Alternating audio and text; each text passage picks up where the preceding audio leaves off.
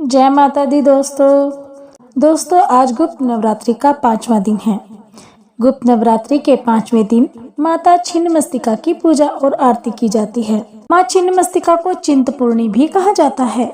माँ छिन्नमस्तिका को 10 महाविद्याओं में 5वां स्थान प्राप्त है।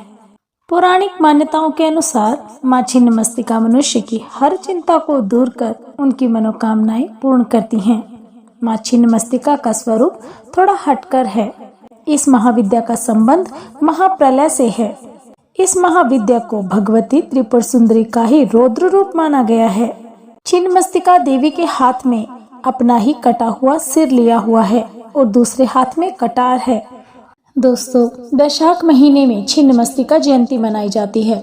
वहीं गुप्त नवरात्रि में भी माँ छिन्नमस्तिका की पूजा उपासना की जाती है। सनातन शास्त्र में माँ को सर्व सिद्धि पूर्ण करने वाली अष्टधात्री कहा जाता है। माँ की श्रद्धा पूर्वक पूजा करने से साधक की सभी मनोकामनाएं पूर्ण होती हैं। गुप्त नवरात्रि में विद्या की 10 महादेवियों की पूजा उपासना की जाती है। ये 10 महादेवियां हैं माँ तारा, माँ त्रिपुर सुंदरी, माँ भुवनेश्वरी, माँ छिन्नमस्तिका, माँ काली, माँ त्रिपुर भैरवी, माँ धूमावती, माँ बगलामुखी, माँ मातंगी और माँ कमला। इनमें छठी देवी छिन्नमस्तिका हैं। दोस्तों, आज की वीडियो में हम आपको ये भी बताएंगे कि कैसे हुई माँ छिन्नमस्तिका की उत्पत्ति और क्या है इनसे जुड़ी हुई कथा। जगदम्बा माता को क्यों खुद का ही शीश काटना पड़ा। आपने माँ जगदम्बा की एक तस्वीर देखी होगी जिसमें माँ के एक हाथ में खड्ग और दूसरे हाथ में स्वयं उनका ही मस्तक है और उनके मस्तकहीन धड़ से रक्त की 3 धाराएं बह रही हैं।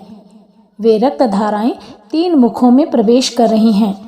माता के पैरों के नीचे एक स्त्री पुरुष भी दिख जाते हैं। यह स्वरूप 10 महाविद्याओं में 5वीं माँ छिन्नमस्तिका का है। क्यों माता ऐसे उग्र स्वरूप में दिखाई दे रही हैं, आज हम आपको इस बात से परिचित कराते हैं। इसे ध्यान से समझने की जरूरत है। माता के साधकों के लिए तो ये अत्यंत आवश्यक है कि वे इस बात को समझें। माता के स्वरूप की कथा से ज्यादा बड़ा है माता के स्वरूप का संदेश। यदि इस स्वरूप के तत्व को नहीं समझेंगे तो कथा से बात पूरी होगी ही नहीं। जगदम्बा की महिमा अपरंपार है। ये सत्य है कि सब ब्रह्मा का ही अंश है, लेकिन हम जिस जीव जगत में जीते हैं वह पूर्ण रूप से जगत माता महामाया की क्रीड़ा स्थली है। उसी माया से वशीभूत होकर हम जीवन के हर कार्यकलाप को करते हैं। जठराग्नि यानी भूख की आग से लेकर कामाग्नि तक सब महामाया की माया है। इससे जीव पीड़ित होता है। किस अग्नि का हमारे जीवन चक्र में कितना स्थान होना चाहिए, इसका सार जगदम्बा के इस स्वरूप में दिखाई देता है। दिखने में भले ही यह स्वरूप भयानक है, परंतु संतान और आश्रितों के पालन पोषण का जो महत्व माता के इस स्वरूप में दिखाई दिया है वह परम कल्याणकारी है। जगदम्बा के इस स्वरूप के पीछे की कथा बहुत ही अद्भुत है। तो आइए जानते हैं माँ जगदम्बा ने क्यों छिन्नमस्तिका का रूप धारण किया। एक बार शिव प्रिया माँ पार्वती मंदाकिनी में स्नान करने के लिए गई हुई थी। साथ में उनकी प्रिय सखियां जया और विजया भी थी। माता को भी भूख की अनुभूति हुई। इससे उनका स्वरूप काला पड़ गया। उनकी सखियों को भी बहुत भूख लगी। जगदम्बा की सखियां जया और विजया कोई सामान्य नहीं हैं। शक्ति परंपराओं में इनका बहुत महात्म्य है। दोनों ने माँ पार्वती को कई बार टोका और कहा कि भूख लगी है, परंतु उस समय महामाया प्रकृति में लीन थी। मंदाकिनी में स्नान के बहाने वह पूरे जगत पर करुणा बरसा रही थीं। उन्होंने जया विजया की बात अनसुनी कर दी, लेकिन जया विजया ने जगदम्बा को टोकना नहीं बंद किया। हार कर जया विजया ने कहा, माता अपने शिशु की रक्षा के लिए, उसके उदर की भूख मिटाने के लिए अपना रुधिर यानी रक्त पिला देती है। आप तो संसार की पालक हो, सबकी भूख शांत करती हैं, क्या हमारी भूख नहीं मिटेगी। आखिरकार जगदम्बा ने वही बात कह दी जिसे हम आप सामान्य तौर पर अपने ही मित्र साथियों से कह देते हैं, ज्यादा ही भूख लगी है तो मुझे ही काट कर खा लो। लेकिन यहाँ बात हम आप जैसे मृत्यु लोक के प्राणियों की नहीं थी। जया विजया जैसी प्रिय सखियों के ताने सुनकर पार्वती जी सचमुच क्रोधित हो उठी। जगदम्बा जब नदी से बाहर आई तो अपने खड्ग का आवाहन किया और अपना सिर काट लिया। उनके धड़ से रक्त की 3 धाराएं निकली, जिसमें से 2 धाराएं जया विजया के मुख में गईं और तीसरी धारा स्वयं जगदम्बा के मुख में आकर गिरी। तीनों ही वह रक्त पीने लगी। जगदम्बा ने स्वयं अपना ही रक्त पी लिया तो उनका स्वभाव और उग्र हो गया। पूरे देव मंडल में त्राही त्राही मच गई। देवी का ये उग्र स्वरूप देखकर देवगण भय से कांपने लगे। उन्हें भय हुआ कि कहीं अम्बा फिर से काली का रूप लेकर पूरी सृष्टि के विनाश पर न उतर आए। आखिरकार महादेव इस समस्या के समाधान के लिए आगे आए।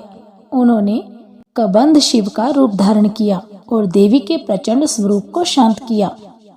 शिव जी के आग्रह को जगदम्बा टाल नहीं पाई और पार्वती के रूप में लौट आई। जगत में स्त्री का रूप धारण करके महामाया हमेशा भावों के केंद्र में रहती हैं।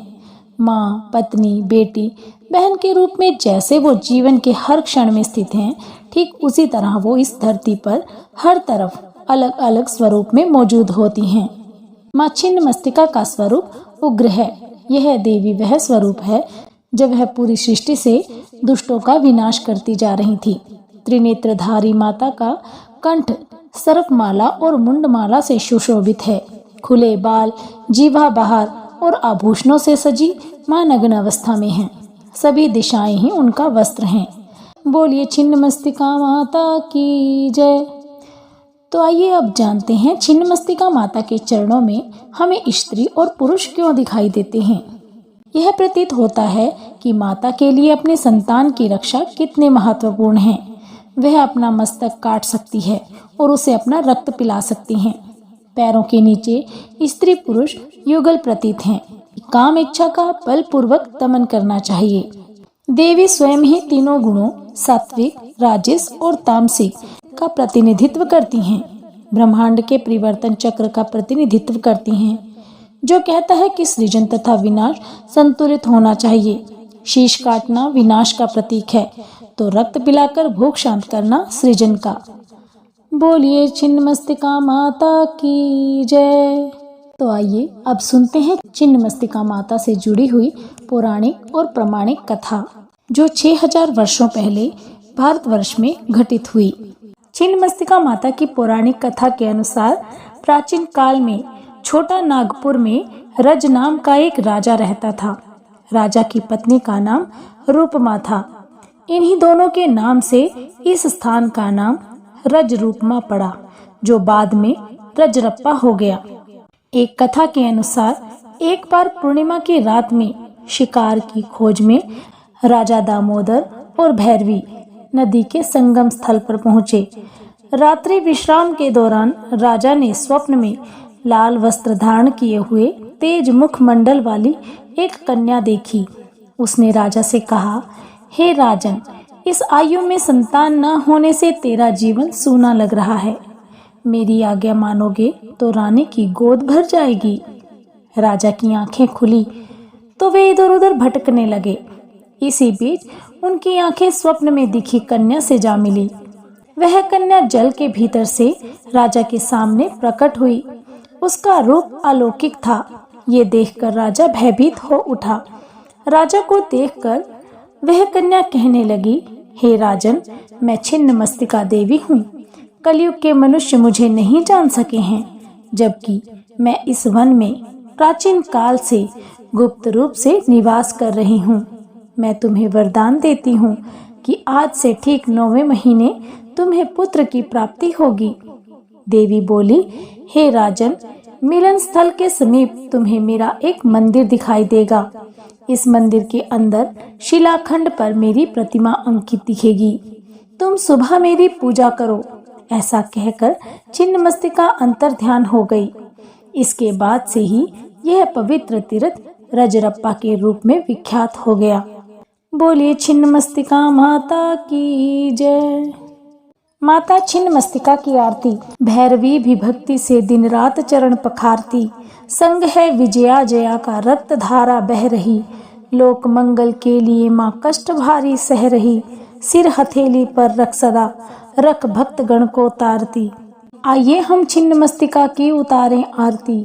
रक्त वसना सिर विखंडिता, हस्त दो तन श्याम है, छिन्न मस्तिका नाम जिसका राज रप्पा धाम है।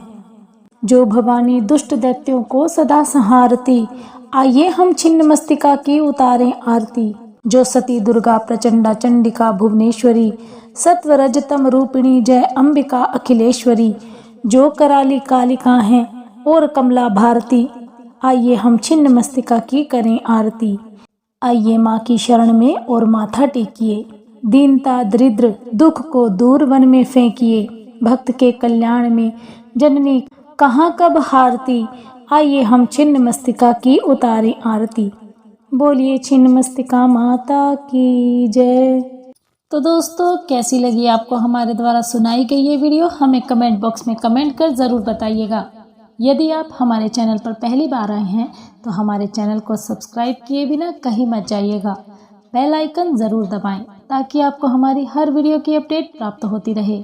यदि आपको हमारी ये वीडियो थोड़ी सी भी पसंद आई है तो इसे ज़्यादा से ज़्यादा शेयर करें, हमारी वीडियो को लाइक करें। आप सभी का हमें अपना ढेर सारा प्यार देने के लिए बहुत बहुत धन्यवाद। जय माता दी। राधे राधे।